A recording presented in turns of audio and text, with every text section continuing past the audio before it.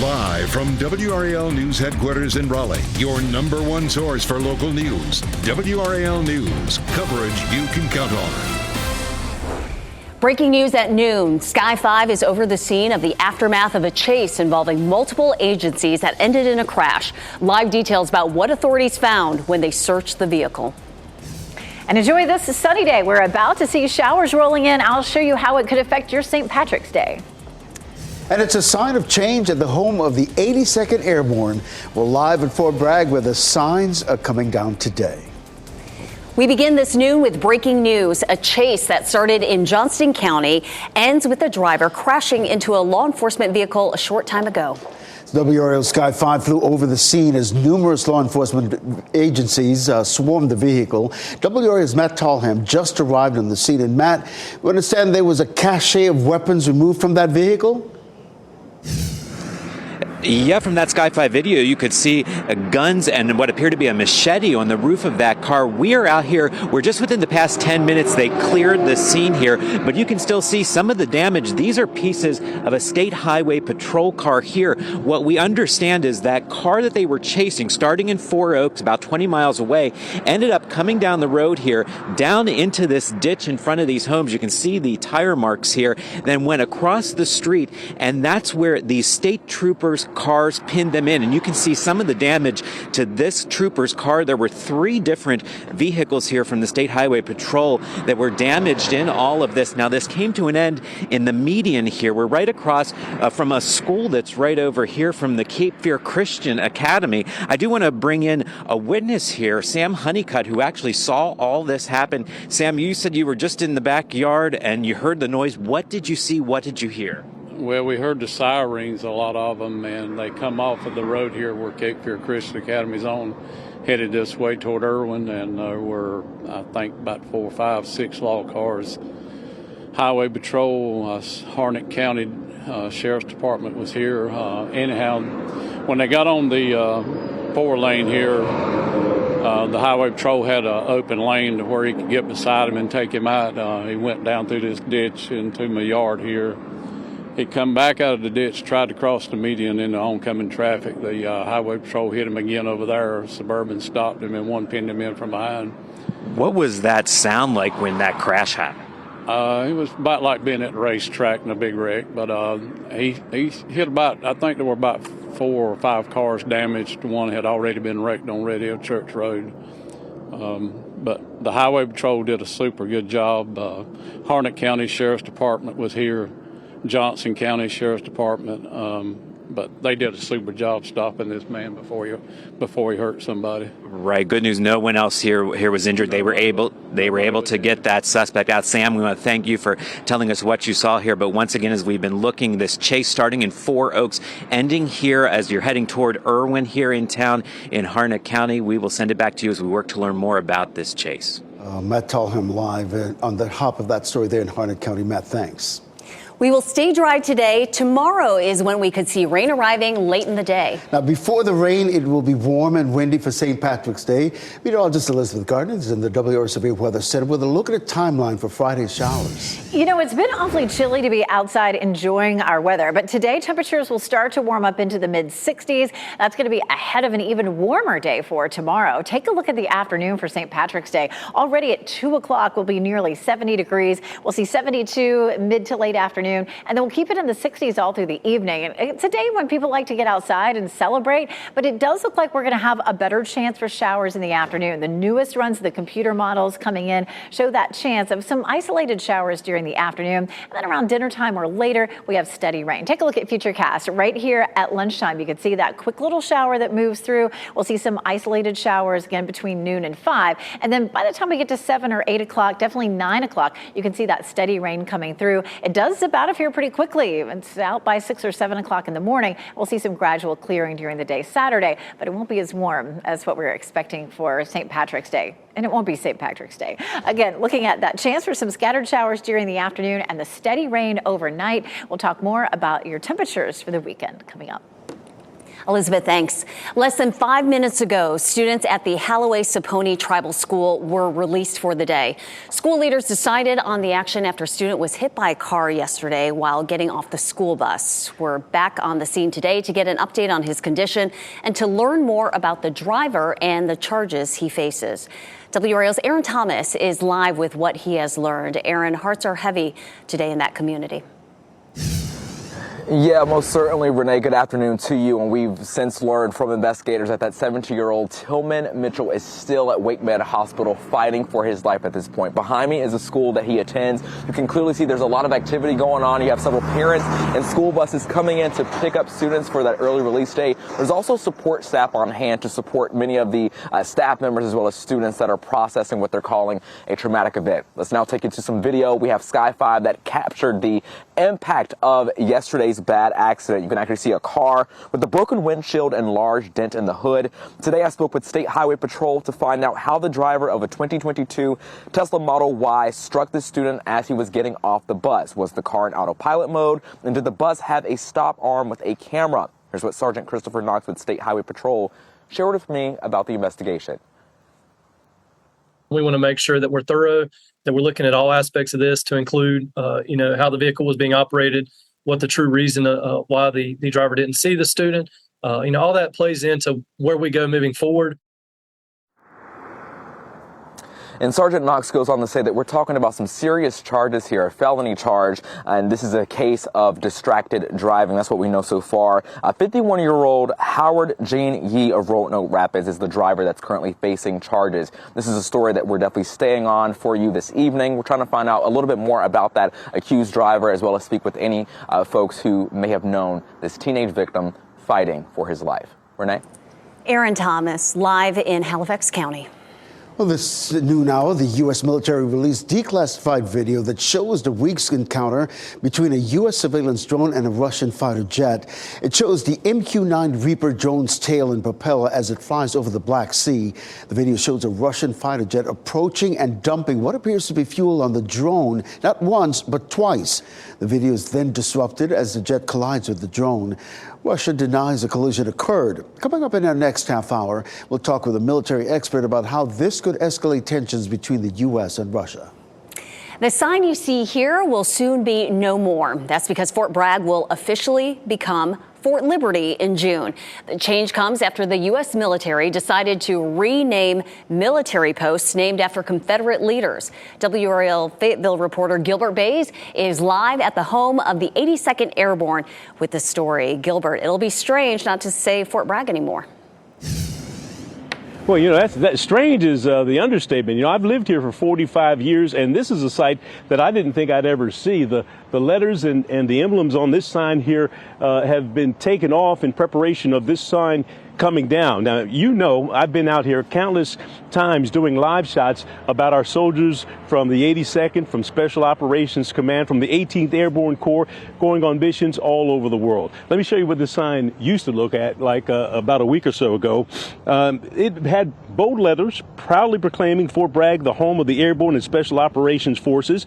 I talked with military leaders today who say the sign is being taken down because the nearby gate at Knox Street has been permanently closed and really has nothing to do with Fort Bragg becoming Fort Liberty. Still, the sign is a sign of things to come. Fort Bragg is one of 9 military installations being renamed because its namesake has ties to the Confederacy. And while some applaud that move, others who live in this community aren't ready to see the name Fort Bragg replaced.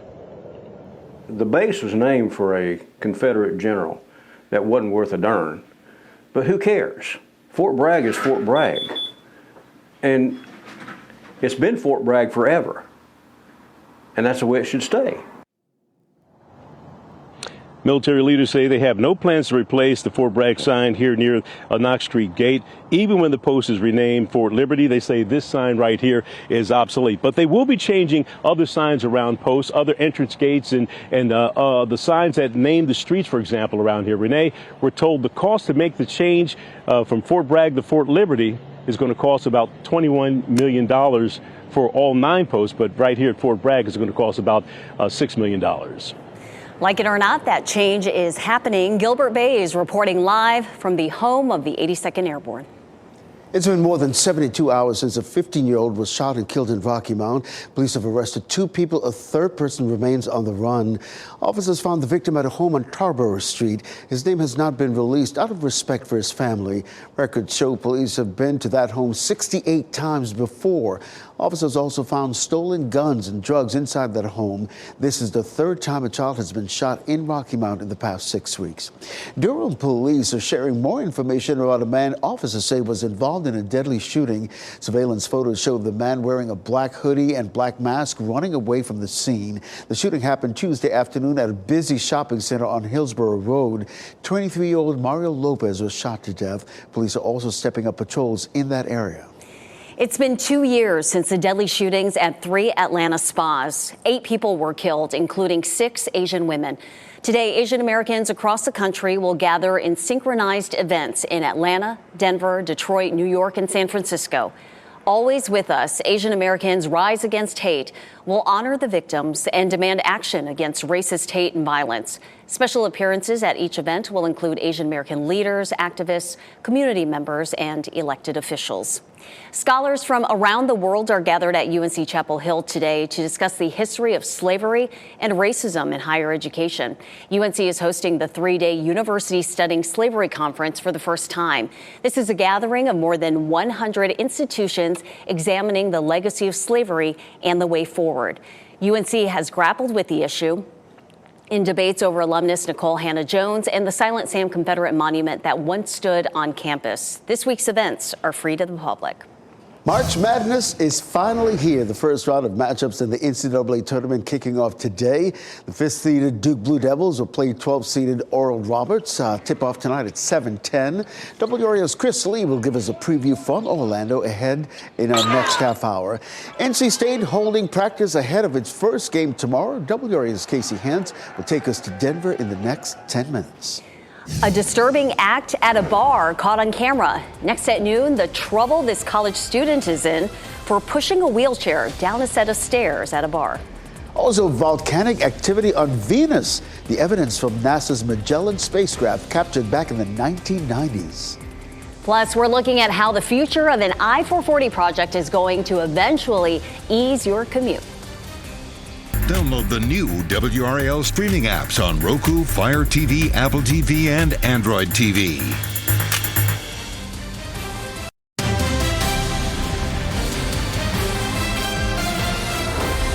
A college student who plays hockey in Philadelphia is apologizing after a viral video showed him pushing a woman's empty wheelchair down a set of stairs at a crowded bar. Take a look at the video showing the student sitting in the chair initially, then rolling it back and forth, then pushing it down the stairs. The owner says he is shaken up by the incident. The wheelchair is damaged, but the owner is still able to use it. It's a little disturbing. To see something like that is just a disrespect to someone who's clearly not capable of doing the same things that he's capable of doing. Well, that student, Carson Briere, and his father, Philadelphia Flyers interim GM Daniel Briere, have issued apologies. Right now, it's unclear if the student will face any disciplinary action. The number of women who died due to maternal causes rose sharply in 2021. New data from the CDC showed more than 1,200 women died due to pregnancy or childbirth. It's a sharp increase from 861 in 2020. And the rates among Black women were more than twice as high as those of white women. Although COVID-19 data was not a part of this new report, questions remain about how the pandemic affected maternal mortality in the U.S. A chemical used in dry cleaning could cause Parkinson's disease. Researchers say there's evidence that connected trichloroethylene to the brain disorder. The solvent, known as TCE, is commonly used when dry cleaning clothes. It's also found in some household products such as carpet cleaners and cleaning wipes. Exposure to TCE is linked to a 500% increase for risk of the disease. Well, you might be surprised by the amount of additives in our food and the long-term effects that it could have on our health. Researchers say about 60% of the food we consume may have unhealthy additives such as artificial colors, colorings, flavors, artificial sweeteners, and preservatives. Scientists say long-term side effects could include increased body weight and digestive tract problems. Researchers were especially concerned about rising additives put in baby food. Salt substitute can be an effective way to help lower your blood pressure and fight heart disease, but doctors warn overuse of certain salt substitutes or alternatives can be dangerous for some people. The sodium chloride in table salt can be bad for your heart. It increases our blood pressure, and high blood pressure is associated with a higher cardiovascular risk like stroke. Some people turn to salt substitutes as a healthy alternative but need to use it cautiously. They don't have sodium chloride, but they have potassium chloride. So for people that are trying to not eat too much potassium, they have to be careful with that. Well, medical professionals say use caution if you have certain conditions, including kidney, heart, and liver disease, high blood pressure, and diabetes. Also, certain medications like ACE inhibitors can also pose a risk. Today, we're celebrating a milestone anniversary. Can you believe it? 25 years ago today, meteorologist Elizabeth Gardner started working here at WRAL. We thought it'd be fun to go back into the archives to relive a few memorable moments that make Elizabeth, Elizabeth. Of course, we've got a winter storm watch in effect for the area just back to our west. Weather graphics sure have changed, but over 25 years, one thing hasn't. Meteorologist Elizabeth Gardner getting you ready for all kinds of weather. So we're expecting this to begin as a wintry mix. From the studio or from a bus on the first day of school. We started up at Wakefield High School. Then later reporting outside her son's school in 2017. Oh, look who it is before we go to weather really quick. It's mine. Max! Hey, buddy. How are ya? Good. Hey, happy first day of school, sweetie. Elizabeth's always up, or should we say down, for an adventure. We had a perfect landing, thanks to Jimmy, and it was just an absolute thrill. Thanks, Elizabeth, for 25 years of always suiting up. Down the river and through the woods to grandmother's house we go. We hope you'll keep paddling with WRAL for many years to come. Down the river and through the woods to grandmother's house we go. She kayaks and she sings. Oh my God. That gem was from a Christmas greeting promo almost 20 years ago. And except for the hair, Elizabeth, you're ageless. And clearly she is blooming where she's planted. Yeah, I remember when I first started, I worked with Elizabeth on weekends, and she's a number one. You guys are the sweetest, but all that proves is that I'm really good at making a fool of myself. Well, you always make it look like fun. Goodness. You enjoy what you do. Well, I tell you what, the most fun it is being here with you guys. And, you know, that sounds like a cliche, but I really mean it. I mean, the most special thing is walking in the building and being with everybody here all day and having you tune in and watch as well. So I can't believe it's been 25 years. I mean, everybody says that, but really, I cannot. I don't know how that's possible. The words of our past, well, anyway, I should just talk about weather.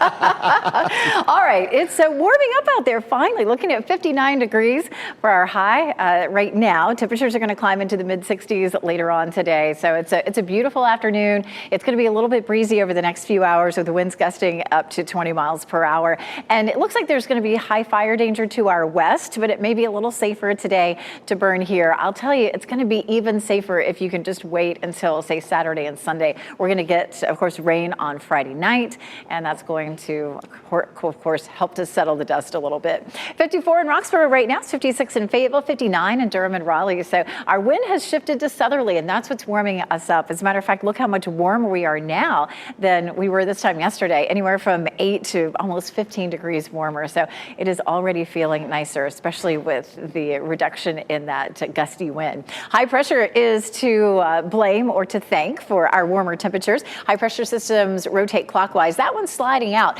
but it's helping to push the wind now out of the southwest up into the northeast and dragging that warm air along with it. So we're starting to feel it. Of course, this morning our temperatures were in the 20s across much of the region, but that warmer air moving in this afternoon will keep us much warmer for tomorrow. So our normal low is 40. We'll be 47 tomorrow morning, 46 on Saturday morning, but then we're going to be right back to it. Once our Friday night front comes through, our winds come from the northwest again, and so we're looking at 33 Sunday. It's likely to be in the freezing zone again for both Monday and Tuesday morning too. So we may have another 3 days in a row with freeze warnings to start next week. 72 for tomorrow. We are looking at a better chance for some scattered showers in the afternoon, and then really an all-night rain. That rain moves out early Saturday, so the weekend's not a washout. It may be a little damp early on Saturday morning, and it'll be cooler too, 58 on Saturday, 50 on Sunday. I was really looking forward to enjoying Friday afternoon, but the most recent runs of the computer models really want to bring those showers in sometime around lunchtime, and they'll be isolated until 5 o'clock, and then that rain really starts to settle in. It's going to be windy too in the afternoon tomorrow with some gusts up to 35 miles per hour, but we do hit 72. We are also looking still at high pollen counts for trees. We've seen the numbers drop a little bit, especially because since our temperatures have cooled off a little bit, but once we consistently get back into the 60s and 70s, we're going to see those pollen counts going back up. The first day of spring is Monday. It's still going to be cool with temperatures in the mid-50s, and again, look at these morning lows, 33 Sunday morning, 30 on Monday morning, 33 on Tuesday morning. So the winter that we never had just doesn't want to let go. Coming up in just a few minutes, I'll walk through hour by hour Friday into Saturday to show you how you might be able to plan around the rain. And you've certainly seen it all over 25 years. Congratulations again. Thanks, y'all. Coming up on WRAL News at 4, lingering worries about the banking sector. WRAL's Cullen Browder will have a closer look at what it could all mean for North Carolina's pension fund. And tonight at 6, more research shows a link between some types of breast implants and cancer. Liz McLaughlin tells us about a recall that's impacting thousands of people, including women right here in the Triangle.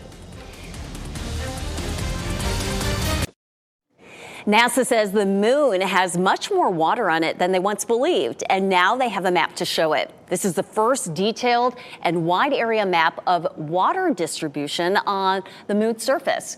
Researchers believe much of the lunar water can be found on the moon's south pole. The darker the blue area, the more concentration of water. They note water may also be found as ice crystals or molecules bonded to other materials. From maps of water on the moon to evidence of volcanic activity on Venus, NASA's Magellan spacecraft captured images of the planet's surface in the early 1990s, and scientists looking back over the decades-old images spotted a volcanic vent. They say it changed shape and got much bigger over the span of 8 months. The finding is the first direct geological evidence of recent volcanic activity on the surface of Venus. EV owners will be able to find charging stations easier by using Waze. The navigation app will offer a new way to find a place to charge. All you do is enter your EV and plug type into the app, and it will find charging stations along your route. The Google-owned company has shown charging station locations since 2021. The updates will be available in the coming weeks. Well, bye-bye Google Glass. Google is no longer selling its augmented reality glasses. You might remember those augmented reality smart glasses first unveiled back in 2013. We tried them ourselves here in WRAL back in the studio in 2014. The $999 device wasn't a huge hit for consumers. You can see former anchor Bill Leslie there trying them out. Now, the glasses will continue to work after the sales end, but Google says there will not be any more software upgrades. Well, time now 12:25. We're getting a look at the video of U.S. military officials saying it's proof that a Russian fighter jet downed an American drone over international borders. We'll talk with an expert about what this could signal for the future of relations between America and Moscow. Plus, future road projects could provide some relief for commuters in South Raleigh. We'll take a look at what's on the DOT's agenda. First, here's a look at the winning lottery numbers.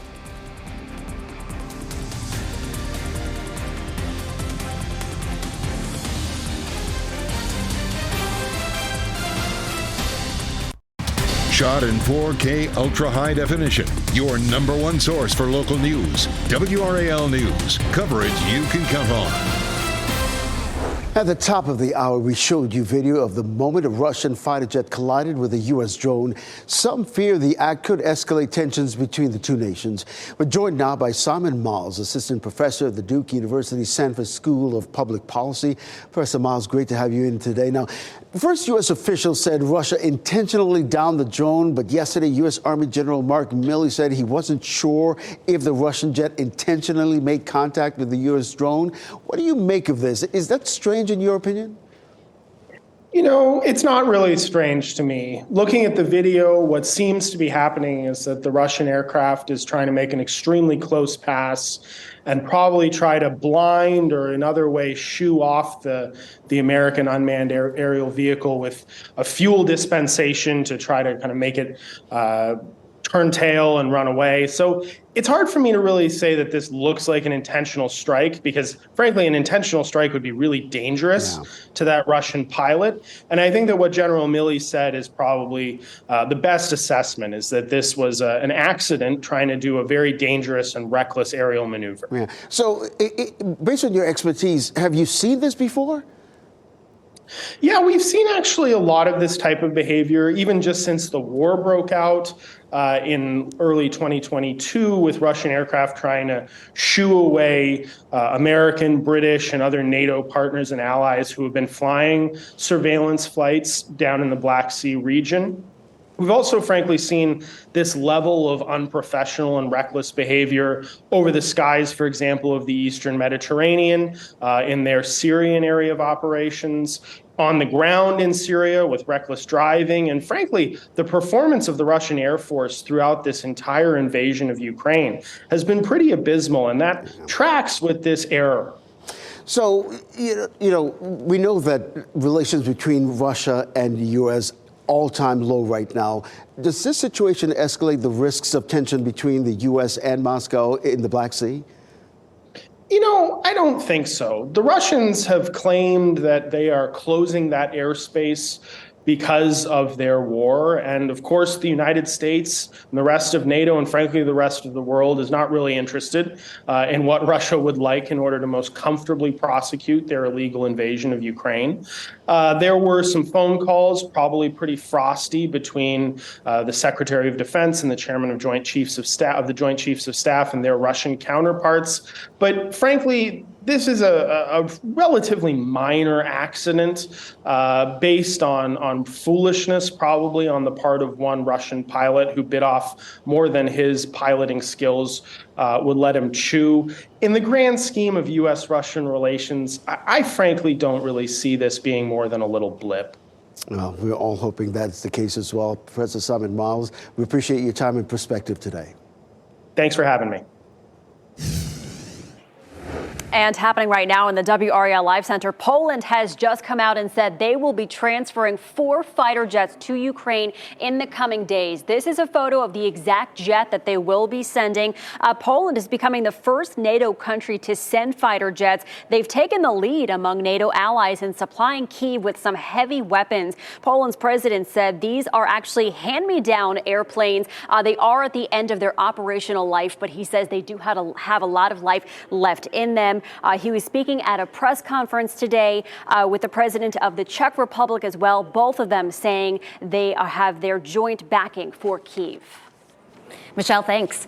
Today, North Carolina could take another step towards reforming its preschool and daycare industry. A state Senate committee will discuss a bill to change the rating system that assigns 1 through 5 stars to those childcare programs. It's part of a larger package to invest in the industry, which is facing a staffing shortage and an affordability crisis. We have in-depth coverage of it all on WRAL.com's NC Capitol page. Governor Cooper is headed to several schools around the state to talk about his plan to fund them in the year ahead. The governor will be making stops in Rayford and Greensboro today. The visits come one day after he released his budget proposal. It includes an 18% pay raise for public school teachers. It would also fully fund the court-ordered Leandro plan, which aims to provide equitable education for students across the state. Now, Republican lawmakers have called Cooper's plan dead on arrival because of its cost, which tops $34 billion. Well, drivers in South Raleigh will get some help in years to come. The state DOT is planning a revamp of I-40 between US 1 and Lake Wheeler Road. WRAL's Brian Schrader has a look at the plan and why it might sound familiar to some drivers. We're out here on Trailwood over I-40 on the southwest side of Raleigh, and of course this is a busy section of I-40, a typical bottleneck for the morning and evening commutes.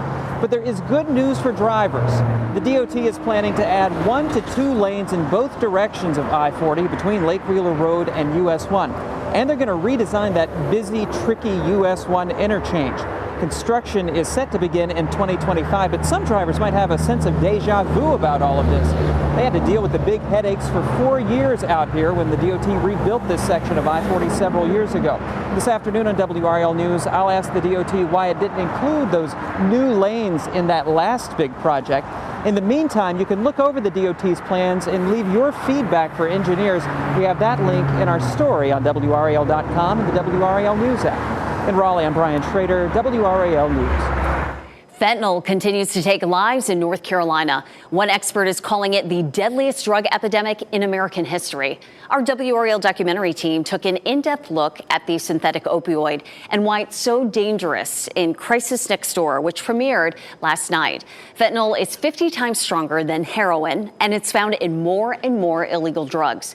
Parents who lost children to fentanyl overdoses say they didn't even know what the drug was until it was too late. Our family's never going to be the same. She's always going to be missing. It's incomplete. It is incomplete. I just want this to be something that's not in vain that he died. Attorney General Josh Stein says North Carolina will receive $1.4 billion to help fight the fentanyl crisis. It's all part of a settlement with the drug companies who started the opioid epidemic. You can watch the entire Crisis Next Door documentary on WRAL.com. Well, an unlikely love story started with a wrong text to a stranger 600 miles away. How it led to love. And who wouldn't like to have a little more luck, right? Experts say it's a mindset, how you can retrain your brain to think more positively.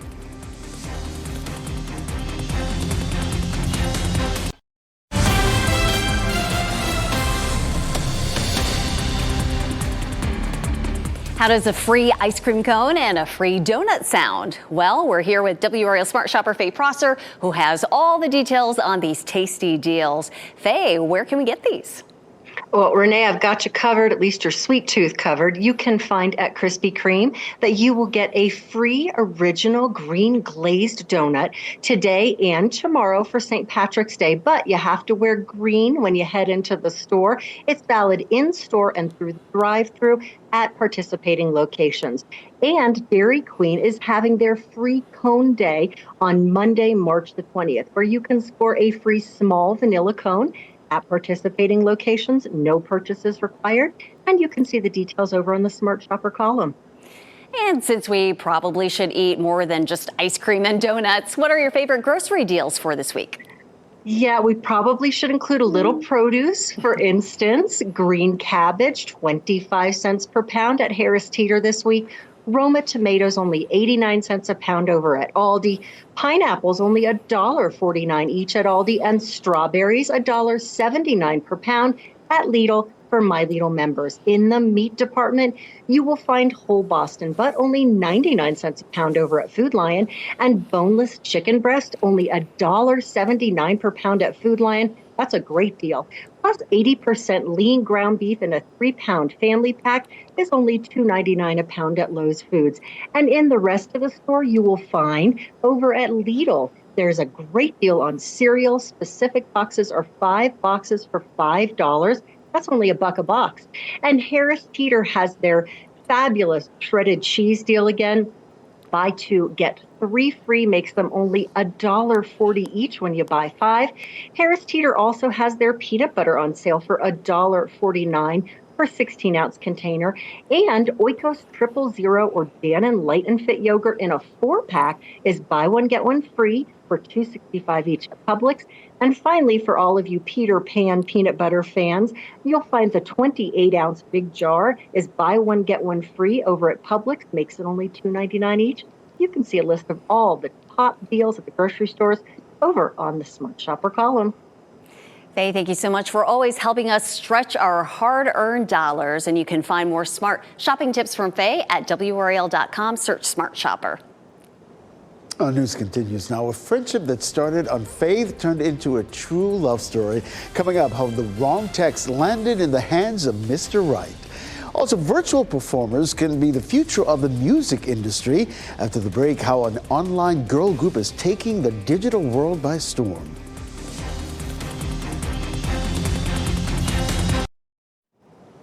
This next story looks like an episode from the Netflix sci-fi drama Black Mirror. A new pop group is giving us a glimpse of musical acts of the future. Yeah, instead of human musicians, software developers have engineered a South Korean K-pop girl band that's exploding in popularity.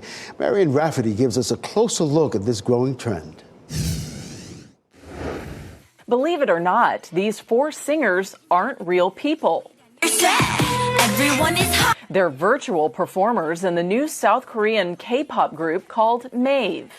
Make new wave. 안녕하세요, MAVE입니다. Using artificial intelligence and motion capture technology, programmers are able to design and control each band member's facial expressions and body movements. It was a little confusing to tell whether they were humans or virtual characters. It looked really real. Currently, MAVE is taking the digital world by storm. The band recently released their first album called Pandora's Box. A video of them performing their debut single was also broadcast on a local South Korean TV show. And one of their music videos on YouTube has already racked up more than 18 million views. Fans got very used to consuming K-pop culture online during the coronavirus pandemic, and they tend to stay longer on online platforms, so they are pretty interested in virtual idols. To help the band establish a loyal fan base and grow its popularity, the creators behind MAVE are trying to make them appear like human pop stars, creating videos and pictures of them in recording studios and dance rehearsals, and posting them to their social media accounts.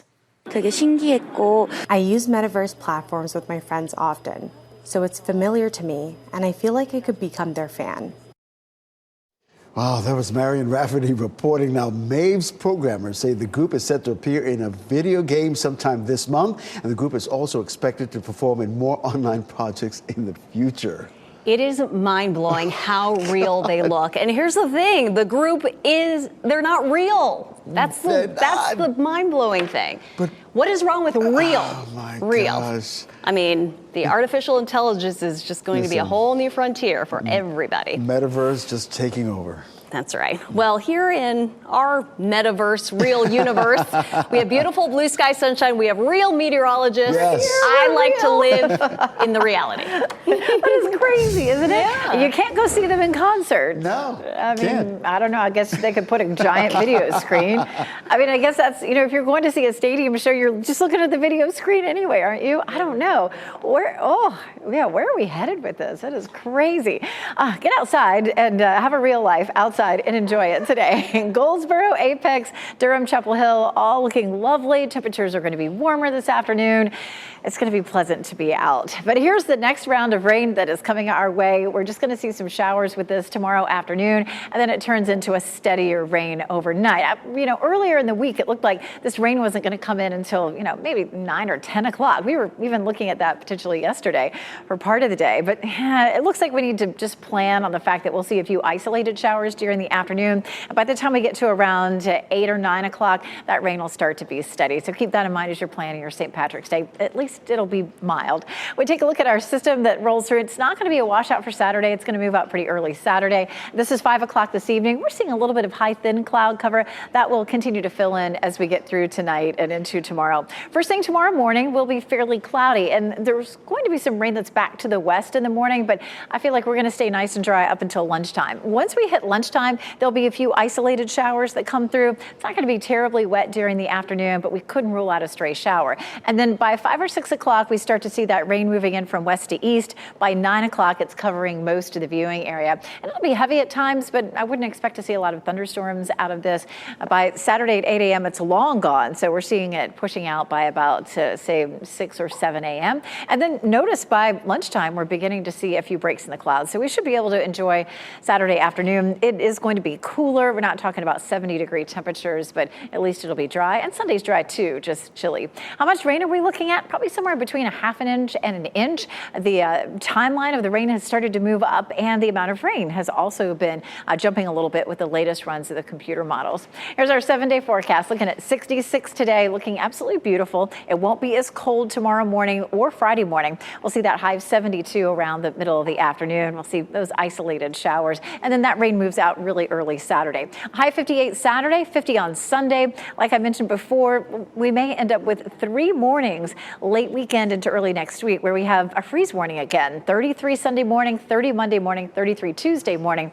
And spring officially begins on Monday, but we're still not going to budge the numbers a whole lot. Looking at 54 for the high, which is still well below normal. Finally, on Wednesday, we start to creep back up into the low 60s. We'll be right back with your top stories.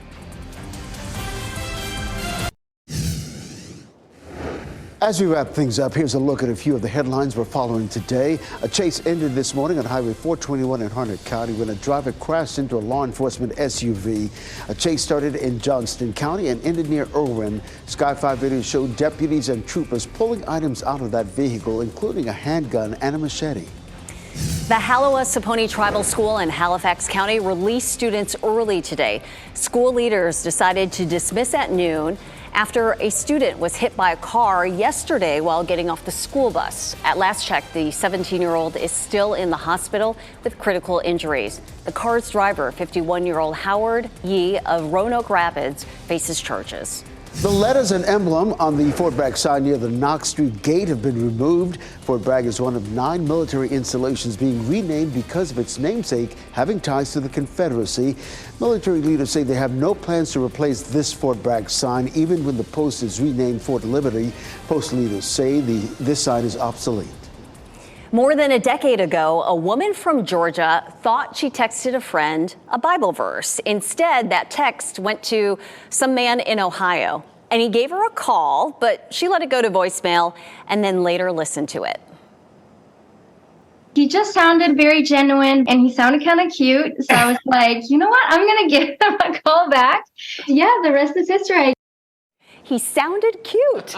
That wayward text turned into incredible friendship, which led to 13 years of marriage and counting. Oh, and let's not forget the 6 children. And this is such a beautiful story because he actually went on a date with her mom first. And then when her mom, because he lived in a different state. Okay. And her mom lived there, and her mom went out. Like they got together just to meet? Well, not a date, but yes. he went out with her mom first. Uh-huh. And then when her mom came home and she asked her mom, it's like, what do you think? And her mom says, on a scale of 1 to 10, this is an 11. You're going to marry that guy. So I love that story. He sounded cute, and he was cute, and look at that. Mm-hmm. Our pet of the day comes to us from Hope Animal Rescue. Henry is a mixed Great Dane breed. He's approximately 1 year old. Now, don't let his size fool you. Deep down, he is one sweet baby. Henry came to the rescue blind, but he was able to get surgery to remove his cataracts, and he can now see. It's opened up an exciting new world for him, and he's doing great with this big transition. If you are interested in Henry, visit hopeanimals.org to apply. Well, coming up in a news starting at 4, treasured items getting repaired instead of replaced. 5 on Your Side shows us the Repair Cafe, helping people learn to fix things themselves. Well, is it possible to tap into the luck of the Irish? A psychologist says you can drum up some good fortune with an optimistic mindset and believing that you are lucky. That's because if you think something is possible, you tend to take actions to make your thoughts a reality. To set yourself up for success, she recommends using positive affirmations each morning. Telling yourself you're lucky will prime your brain to look for and recognize fortunate things that happen throughout the day. Yeah, she says it's important to then take time and write down the highlights from each day, reinforcing the positives in your life would help retrain your brain to hone in on the good things and make you feel luckier. You can even try out your own version of a good luck charm. Well, doctors say studies show having a positive attitude can help reduce your levels of stress and make you feel good all over. Gratitude is the right attitude. NBC News Daily is next. Keep watching WRAL News over the air Channel 34 and Spectrum Channel 1257.